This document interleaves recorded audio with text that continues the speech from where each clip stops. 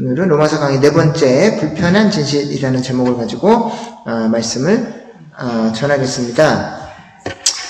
요즘 나혼산에 나오는 나 혼자 산다에 나오는 그 가수 있죠?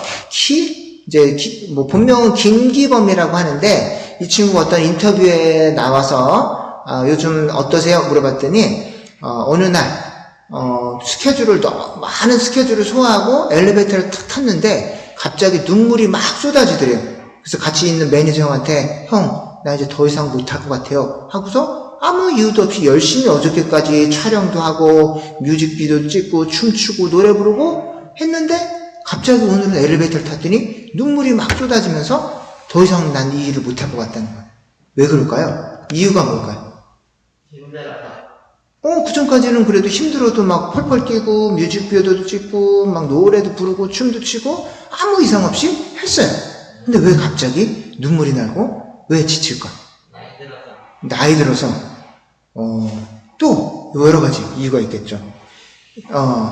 근데 그 인터뷰 내용을 보니까 다시는 너무 바쁜 일상 속에서 평범한 일상으로 못 돌아갈 것 같다라는 그런 두려움이 막 찾아왔고, 그리고 마음이 그냥 붕 떠서 계속 지내는 것 같다. 그래서 이제 죽어라고 살고 있는데 이제 눈물이, 슬픈 일이 있는 것도 아닌데 눈물이 엄청 났다라고 이제 이런 얘기를 합니다. 그래서 이거를 지난주에 우리 나눔 때 잠깐 얘기했는데, 이제 도파민 관점에서 보면 찐이가 아빠 제발 도파민 얘기 좀 그만하라고 이제 막 그러는데,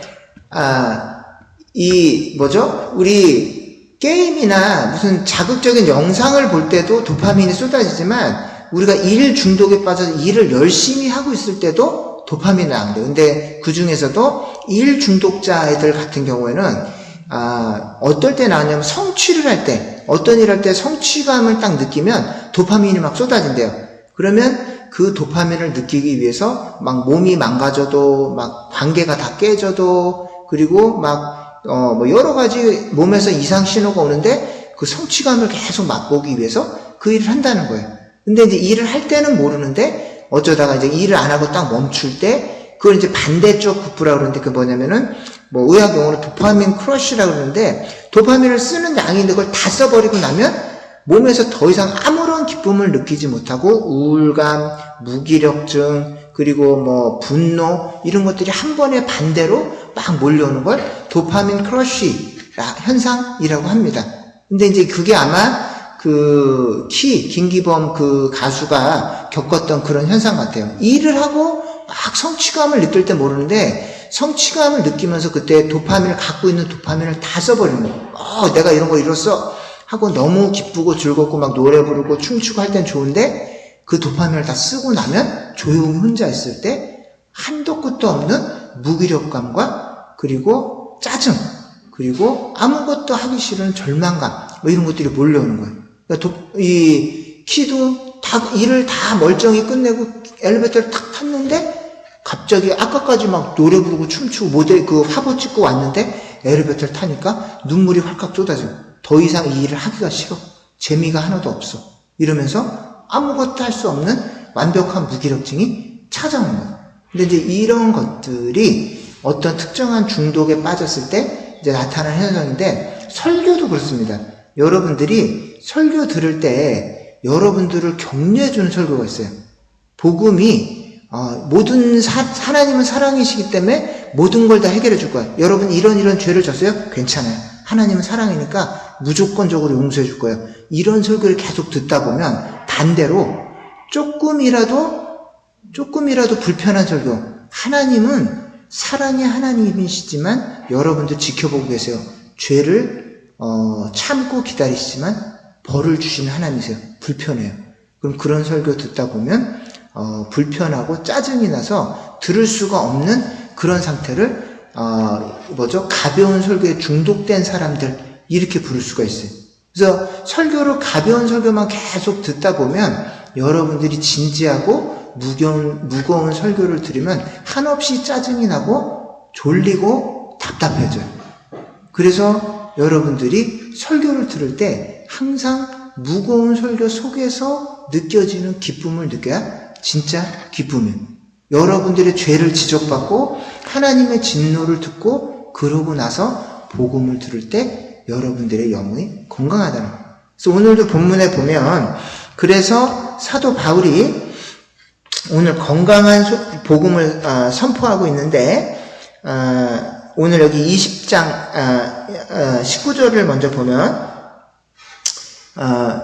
우리가 알거냐 율법이 말하는 바는 율법 아래에 있는 자들에게 말하는 것이니 이는 모든 입을 막고 온 세상으로 하나님의 심판 아래 있게 하려 함이니라. 20절에 보면 그러므로 율법의 행위로 그의 앞에 의롭다 하심을 얻을 육체가 없나니 율법으로는 죄를 깨달음이니라 이렇게 되어 있습니다. 그래서 이 성경을 보면 여러분들이 여러 가지로 이 변명을 많이 해요. 변명을 많이 하는데 뭐라고 그러냐면 하나님의 심판이 있다고 하는데 여러 가지 변명거리를 만들어서 심판이 괜찮다고 하는데 그 중에 하나가 뭐냐면 이 하나님의 심판이 이제 금방 안 온다라는 사실이에요. 유명한 목사님께서 이제 간증을 하시는데 젊었을 때 술을 엄청 먹었대요. 술, 담배, 심지어 대마초까지 하셨대요. 그 목회하기 전인데 술, 담배, 대마초 막 못된 짓을 다 했는데 그때마다 어머니께 가서 밤새 술을 먹고 와서 너 어디 갔다 왔니? 그런 거 엄마한테 친구 부모님 장례식장 갔다 왔어요. 이렇게 얘기하는 거예요. 근데 부모님이 돌아가시는 것도 한두 번이지 계속 이제 술 먹으러 가야 됩니까? 그때마다 멀쩡히 살아있는 다른 부모님 친구 누구네 아버님 돌아가셨어요. 근데 막 계속 거짓말하다 보니까 한 번 돌아가신 분이 또 돌아가셔. 옛날에 한 번 돌아가셨다 그랬는데 또 죽고 또 돌아가셨어요. 그런데 어느 날 어머니 일로 와봐라 부르시면 너 지금까지는 나한테 그렇게 거짓말해도 괜찮은데 결혼하고 나면 네 아내에게는 절대로 이 엄마에게 거짓말하는 것처럼 거짓말하지 말고 혹이나 아내에게 뭐라고 얘기했으면 그 말이 진실이 되도록 노력해야 된다라고 어머님이 어느 날 갑자기 엄청 진지하게 얘기하시더래요. 근데 이분이 나는 엄마를 굉장히 멋지게 다 속였다고 생각했는데 알고 봤더니 엄마가 그걸 다 알고 계셨어요. 자기는 엄마가 절대 모를 거라고 생각하고 거짓말을 했는데 어머님은 눈빛만 받아 알아요. 여러분들이 우리 진이도 가끔씩 이렇게 막 몰래 부모님 몰래 뭐 하는데 자기는 완벽하게 엄마 아빠를 속였다고 생각하는데 일단 얘가 안 하던 행동 한 가지만 딱 해도 뭐 하려고 그러는지 다 알아요. 근데 그때마다 얘기를 할까 안 할까? 노엘이 거짓말하고 막 이렇게 할 때 있어요 없어요? 근데 부모님 그걸 알까 모를까? 근데 그때마다 얘기를 다 해요 아니요? 안 해요. 다 알고 있지만 기다리시는 거예요. 왜 기다리실까요? 하나님이 왜 기다리실까요? 뭐 하라고? 왜 기다려주실까요? 맞아요. 그거를 몰라서 혼낼 줄 몰라서 기다리는 게 아니라 이렇게 기회를 주면 얘가 바뀌겠지? 이러다가 이제 그만하겠지? 언젠간 이제 하지 않고 근데 계속 거짓말하고 그 행동을 하는 그 자식의 모습을 볼 때 부모님 마음이 어떨까요? 부모님 마음이 어떨 것 같아요? 기분이 좋을까요? 안타까울까요? 안 좋아요. 슬프고 안타깝지만 지적하지 않고 기다리는 거예요. 얘가 바뀔 동안. 답답하고 언제 바뀌고 저걸 안 했으면 좋겠는데 하고 너무너무 마음이 아프지만 기다리시는 거예요. 얘가 조금만 더 기다리면 바뀌겠지? 조금만 한 번만 더 기회를 주면 변하겠지? 이렇게 하면서 참고 기다리시는 거예요. 근데 우리의 죄성은 어떻게 되냐? 엄마 모르는구나. 이렇게 하니까 엄마가 속는구나. 오케이, 다음번에는 난 이렇게 해야지 하면서 그걸 이용하는 거예요. 근데 우리도 똑같아요. 우리도 하나님께서 얘가 조금만 기다려주면 변하겠지 하는데 계속 그 짓을 해요.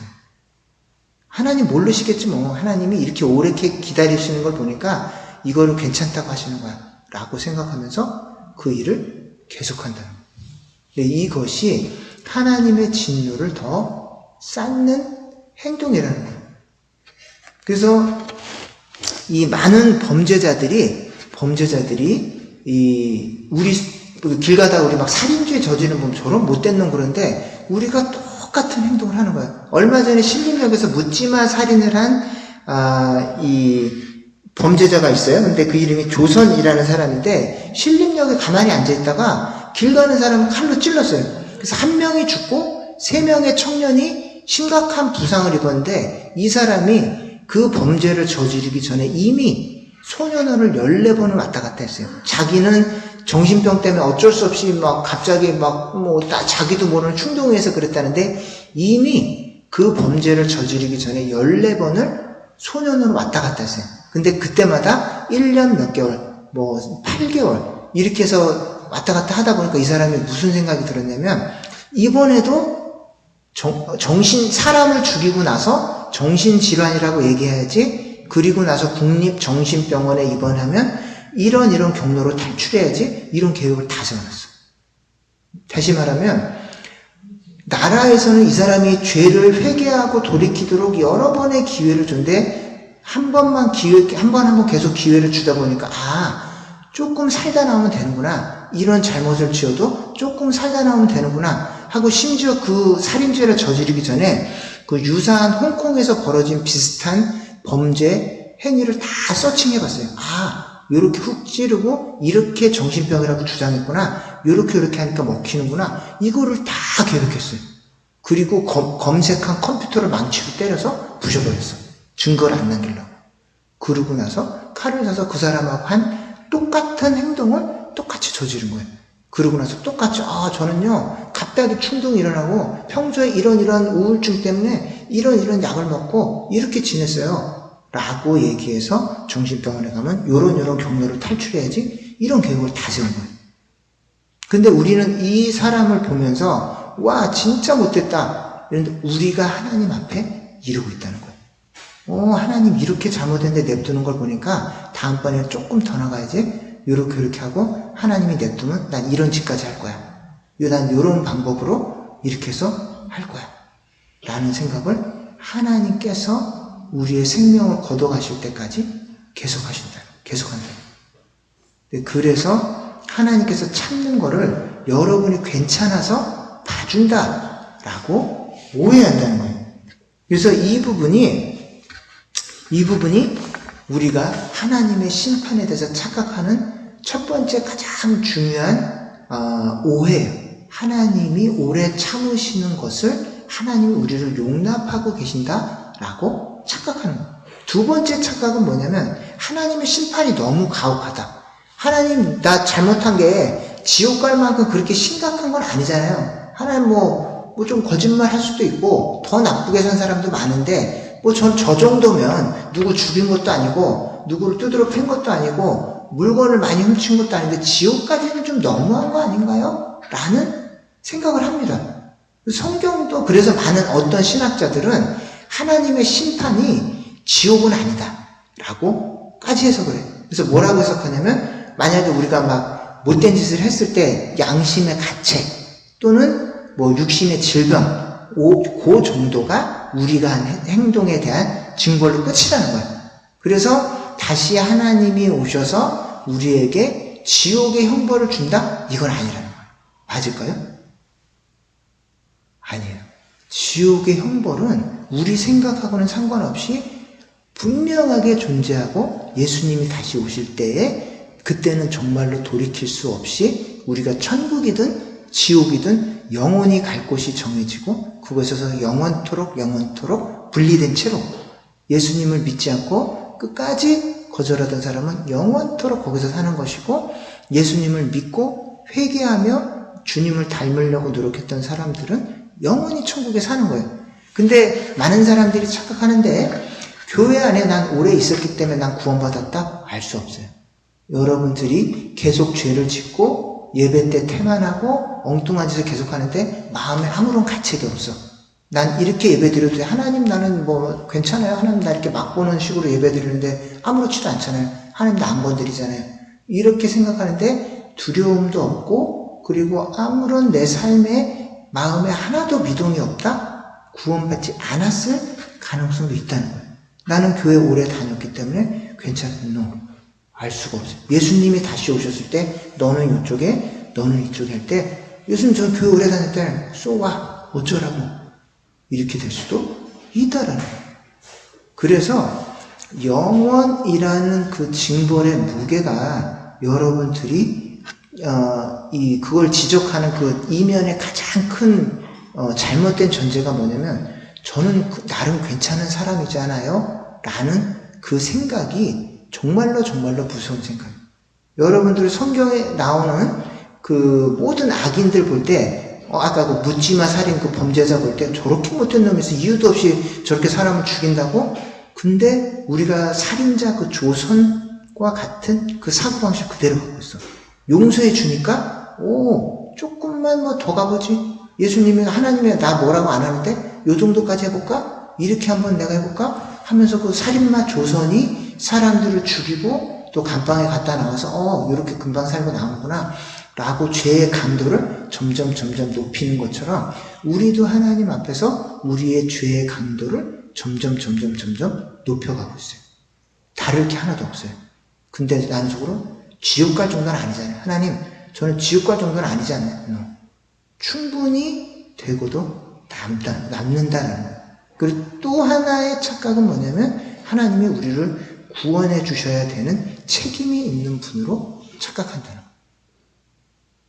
매번 요거 얘기할 때 제가 강조드리는데 옛날에 제가 신방하다가 구역장님 댁에 갔는데 이제 구역장님을 좀 해달라고 이제 우리 성도님이셨는데 구역장님을 꼭 해달라고 됐어요 안 해주셨.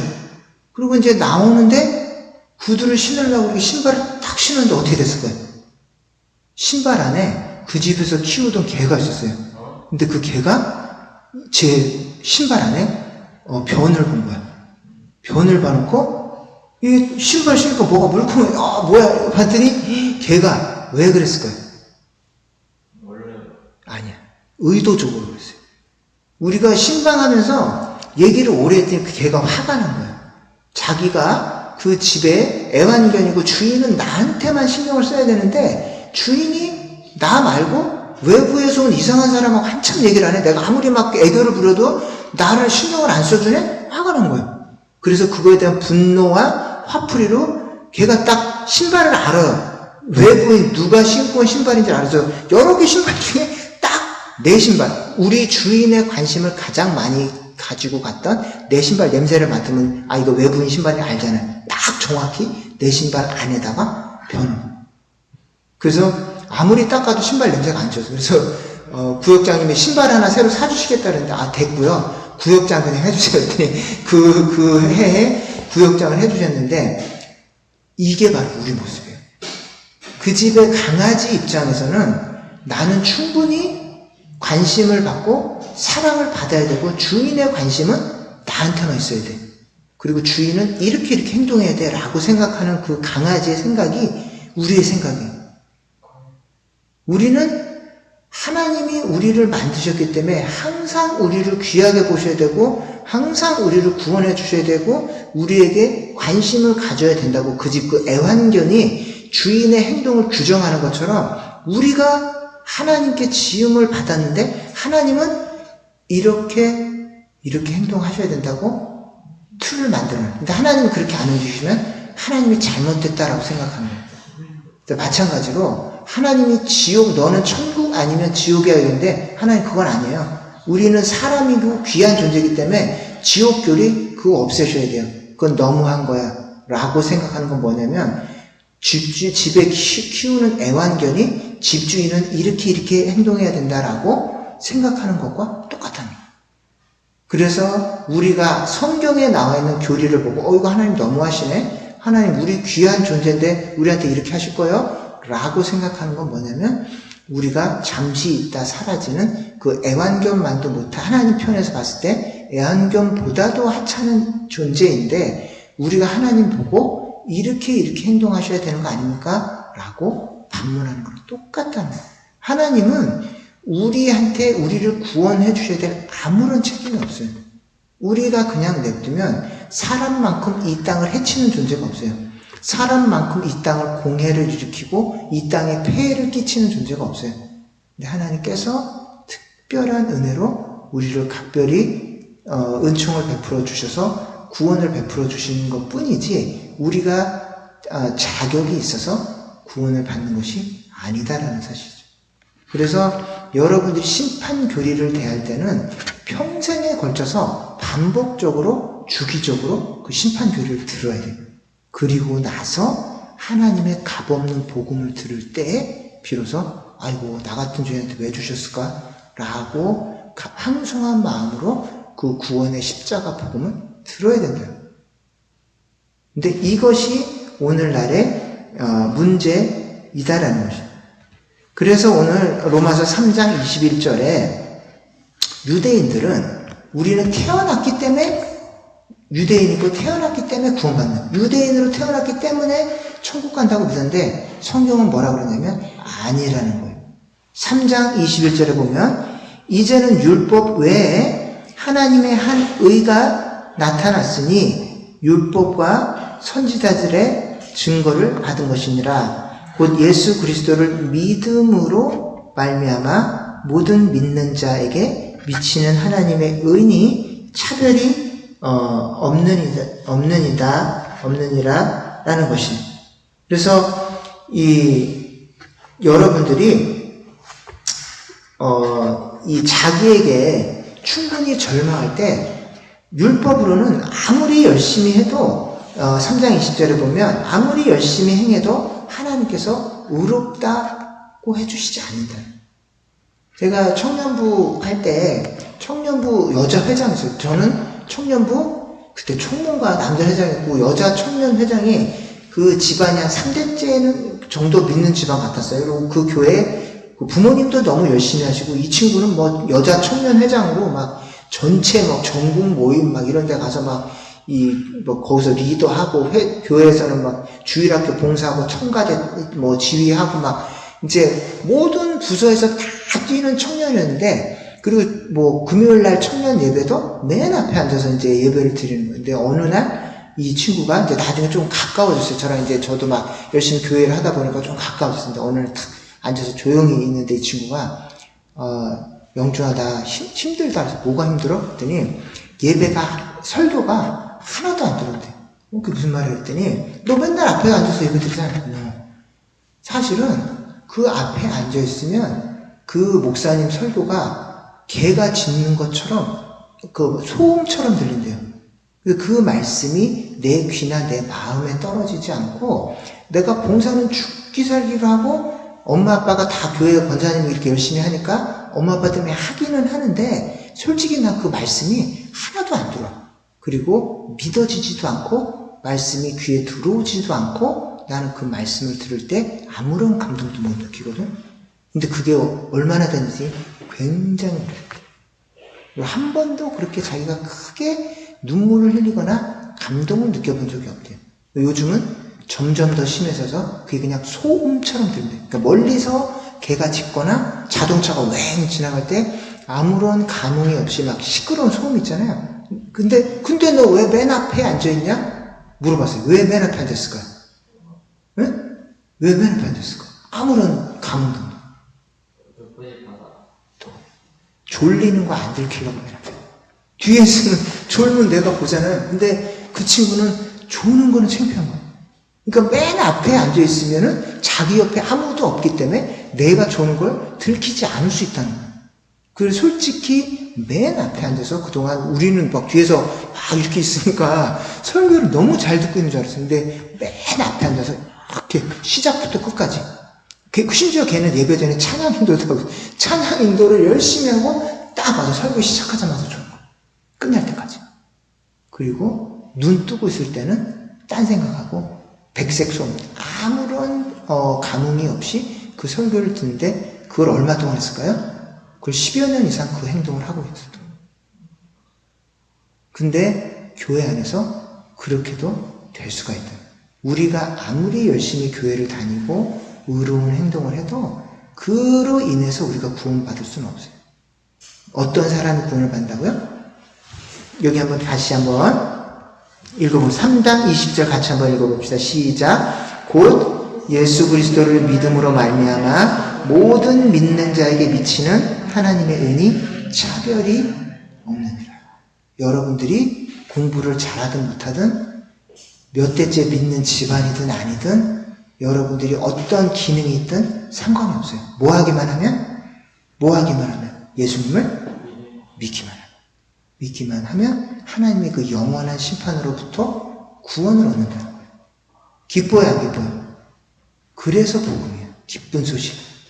여러분들이 하나님의 진노 아래 있다는 걸 인정할 때 복음이 기쁨이 되는 거예요. 나는 괜찮은 사람이 하나님 그렇게 굳이 복음이 필요 없어. 이런 사람들은 죽을 때까지 계속 복음을 듣고 설교를 들어도 오늘은 칭찬 안 해주시네? 오늘은 왜 위로 안 해주시네? 이런 불만을 갖고 평생 살다가 예배를 드리다가 인생이 마감되는 거예요. 그래서 중요한 것은 여러분들이 뭐라고 어디까지 살았든 하나님의 늘 진노 아래 있었던 사람, 여전히 진노 아래 있지만 예수님께서 우리를 대신해서 십자가에 돌아가셨기 때문에 그것 때문에 겨우 구원이 가능한 여전히 죄를 짓는 죄인이다라는 사실. 아직도 예배드리는 시간이 좀 아깝게 느껴지십니까? 여러분 그 귀한 시간에 내가 좀 더 까불고 좀 더 내 시간 보내시는 그 시간에 주일 아침에 잠을 깨고 뭐 또 차를 타고 오고 막 이런 불편함을 거치는 게 불편하십니까? 아니에요, 여러분.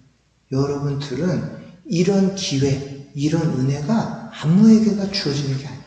어떤 사람들은 죽을 때까지 한 번도 이런 복음을 들어본 사람이 없고 죽을 때까지 한 번도 그 복음에 감격해보지 못하고 심지어 교회를 다녀도 한 번도 그 감격에 빠지지 못한 채 백색 소음처럼 설교를 듣다가 생을 마감하는 수많은 사람들이 있어요. 근데 그런 사람들에 비하면 하나님께서 여러분들의 마음을 열어주시고 복음을 들을 때 아멘으로 여러분들 마음에 감동을 주시고 이거는 기적 중의 기적입니다. 여러분들이 부모님이 목회자라서 그리고 또 썩 괜찮은 사람 천만에요. 그래서 구원해 주신 게 아니에요.